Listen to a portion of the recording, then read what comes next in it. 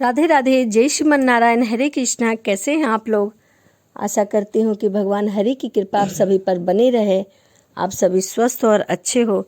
इसी कामना के साथ आज हम सुनेंगे एक साधारण बालक कैसे शनिदेव पर पड़ा भारी।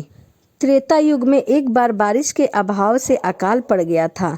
तब कौशिक मुनि परिवार के लालन पालन के लिए अपना गृहस्थ छोड़कर अन्यत्र जाने के लिए अपनी पत्नी और पुत्रों के साथ चल दिए। फिर भी परिवार का भरण पोषण कठिन होने लगा। दुखी होकर उन्होंने अपने एक पुत्र को बीच राह में ही छोड़ दिया। वह बालक भूख प्यास से रोने लगा। तभी उसने कुछ ही दूरी पर एक पीपल का वृक्ष और जल का कुंड देखा। उसने भूख शांत करने के लिए पीपल के पत्तों को खाया और कुंड का जल पीकर अपनी प्यास बुझाई। वह बालक प्रतिदिन इसी तरह पत्ते खाकर और पानी पीकर और तपस्या करके वहीं समय गुजारने लगा। तभी एक दिन वहाँ देवर्षि नारद मुनि आए। बालक ने उनको नमन किया और नारद मुनि विपरीत दिशा में बालक की विनम्रता देखकर खुश हुए। उन्होंने तुरंत बालक का यथोचित संस्कार कर वेदों की शिक्षा दी। उन्होंने उसे ओम नमो भगवते वासुदेवाय मंत्र की दीक्षा भी दी। वह बालक नित्य भगवान विष्णु के मंत्रों का जाप ताप किया करता था।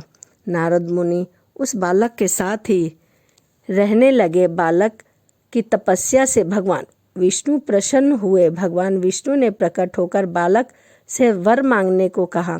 बालक ने भगवान से भक्ति का वर मांगा। तब भगवान विष्णु ने बालक को योग्य और ज्ञान की शिक्षा दी, जिससे वह परम ज्ञानी महर्षि बन गया। एक दिन बालक के मन में जिज्ञासा पैदा हुई, जिसने नारद मुनि से पूछा कि इतनी छोटी उम्र में ही क्यों मेरे माता पिता से मुझे अलग होना पड़ा, मुझे इतनी पीड़ा भोगनी क्यों पड़ी? आपने मुझे संस्कारित कर ब्राह्मण बनाया है, अतः मेरी पीड़ा का कारण भी बताएं। नारद मुनि ने बालक से कहा, तुमने पीपल के पत्तों को खाकर घोर तपस्या किया है, इसीलिए आज से तुम्हारा नाम पिपलाद रखता हूँ। जहाँ तक तुम्हारे कष्टों की बात है तो उसका कारण शनि ग्रह है, जिसके अहंकार वश धीमी चाल के कारण तुम्हारी साथ यह सब हुआ है। पूरा जगत भी अकाल की पीड़ा भोग रहा है। यह सुनकर बालक बहुत क्रोधित हुआ।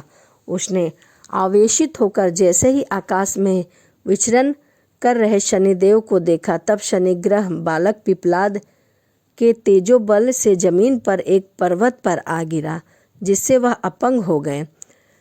शनि की ऐसी दुर्दशा देखकर नारद मुनि बहुत खुश हुए। उन्होंने सभी देवी देवताओं को यह दृश्य देखने के लिए बुलाया। तब वहाँ पर ब्रह्मदेव सहित अन्य देवी देवता आकर बालक पिपलाद के आवेश को शांत कर दिया और नारद मुनि द्वारा रखा गया, तुम्हारा नाम श्रेष्ठ है, आज से तुम पूरे जगत में इसी नाम से प्रसिद्ध होगे। जो व्यक्ति शनिवार के दिन पिपलाद नाम का ध्यान कर पूरी श्रद्धा और भावना से पूजा करेगा, उसको शनि ग्रह के कष्टों से छुटकारा मिलेगा और उसको संतान सुख भी प्राप्ति होगी।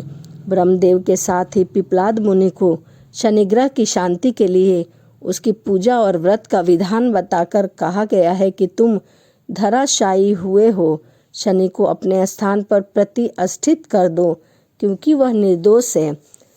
पिपलाद मुनि ने भी ब्रह्मदेव के आदेश का पालन किया और उनसे शनिचर व्रत विधि जानकर जगत को शनि ग्रह की शांति का मार्ग